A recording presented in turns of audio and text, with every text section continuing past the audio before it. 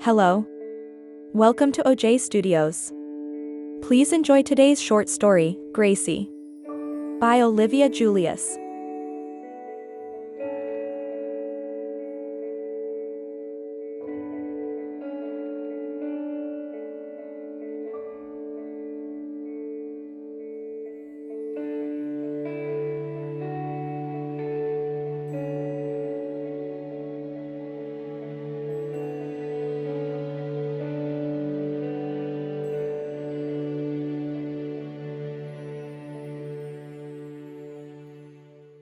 Monday.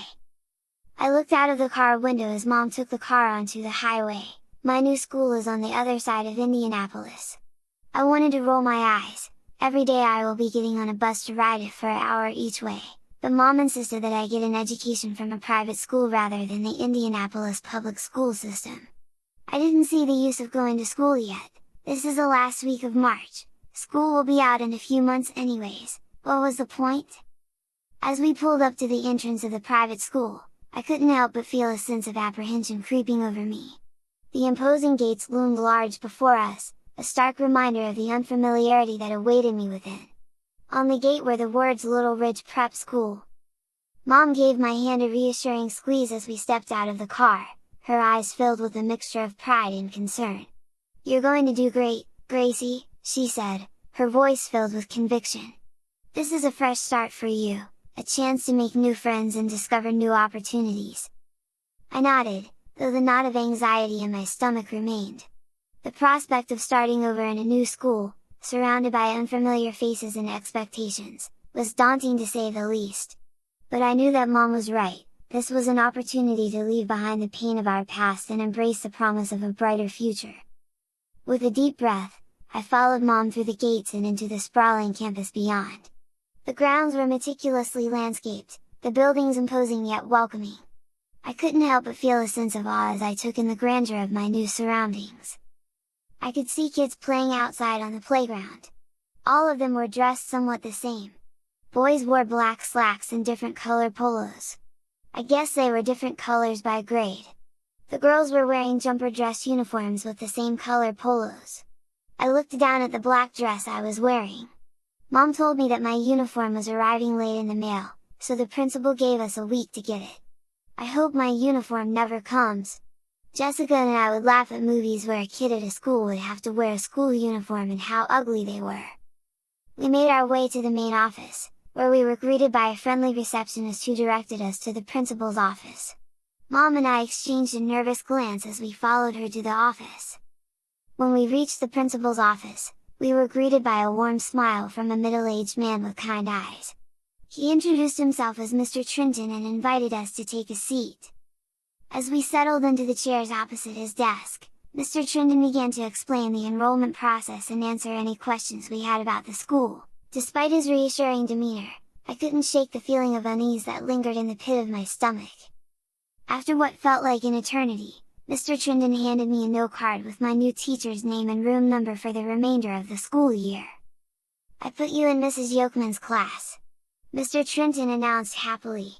"You'll love her, she is like a grandma to all her students. Plus, my son Adam is in the class too. If you want, I can introduce him to you, maybe he can show you around." "No thanks," I said, getting up from my chair. "I can find it myself." Mr. Trenton nodded understandingly as I stood up. He gave me a reassuring smile before saying, "Of course, Gracie. Take your time getting settled in.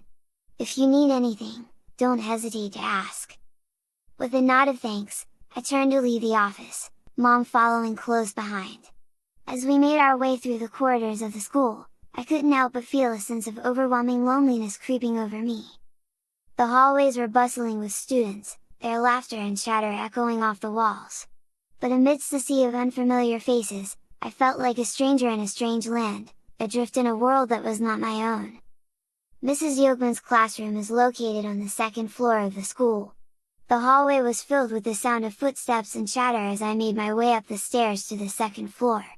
Each step felt heavy with the weight of uncertainty, my heart pounding in my chest as I approached Mrs. Yokeman's classroom. I reached the door and paused for a moment, taking a deep breath to steady my nerves.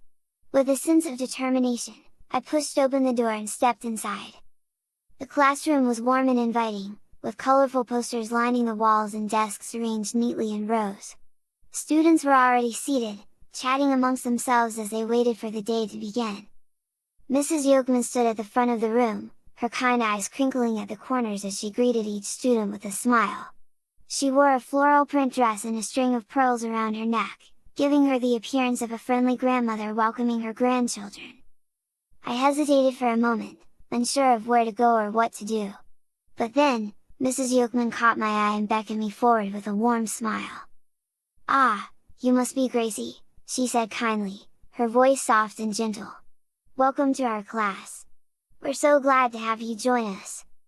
I felt a rush of relief wash over me as Mrs. Yolkman spoke, her words a soothing balm to my frazzled nerves. With a shy smile, I nodded and walked in. Mrs. Yolkman pulled me in front of the classroom, and I saw all eyes on me. "Class, this is Gracie Thompson, she is new here, and I expect you all to treat her with kindness and respect." "Hi Gracie," the class said back. "Okay Gracie, go ahead and go to the seat back there, today we are learning about the Civil War." I nodded my head and walked to the desk and sat down. The desk was in the second to last row in the classroom, and sitting behind me was a boy with long hair. Mrs. Yolkman started with her lesson, and I tried my best to keep up with her. But I had a hard time trying to keep up. My thoughts were spinning, I was in a new school, and it felt like I was in a new life. As Mrs. Yolkman continued her lesson on the Civil War, my mind wandered, grappling with the whirlwind of emotions swirling inside me. The weight of grief and the overwhelming sense of loneliness threatened to engulf me as I struggled to focus on the material being presented. I glanced around the classroom, taking in the faces of my new classmates, each one a stranger in this unfamiliar environment. They seemed so at ease, chatting, and laughing amongst themselves, while I felt like an outsider, adrift in a sea of unfamiliarity. If I could have any wish right now, it would be that I can go back to Springfield, back to my old home, back to my old friends, and back to a healthy and still alive older sister. As Mrs. Yolkman's voice faded into the background, my thoughts were consumed by longing for the familiarity of my old life. The ache of missing my home, my friends, and most of all, my sister Jessica, weighed heavily on my heart. It felt as though I were adrift in an endless sea of unfamiliarity, struggling to find my footing in this new reality. I tried to focus on the lesson, to push aside the overwhelming wave of grief that threatened to consume me. But with each passing moment, the sense of loneliness grew stronger, the walls of the classroom closing in around me. I felt relief when Mrs. Yolkman announced that it was time to go out to recess. I got up, smoothed out my dress and followed the others out into the hallway, and down the stairs to the playground. On the way down there, two girls came up to me. They were both twins, and they both looked so much alike that I almost thought that they were clones. The only thing that was different was the red hair tie and one of the girls' brunette hair. "Hey new girl, you wanna play with us?" one of them said. "Sure," I said, trying to act cool. "Cool. Well, I'm Bethany, and this is my sister Bailey." "Nice to meet you both," I replied with a small smile, grateful for the invitation to join them. As we made our way to the playground, I couldn't help but feel a sense of relief at the prospect of making new friends. Bethany and Bailey led the way, chatting animatedly as we walked. Despite the lingering unease of being in a new school, their friendly demeanor helped to ease my nerves. As we reached the playground, I took in the sight of kids running and playing, the sound of laughter filling the air.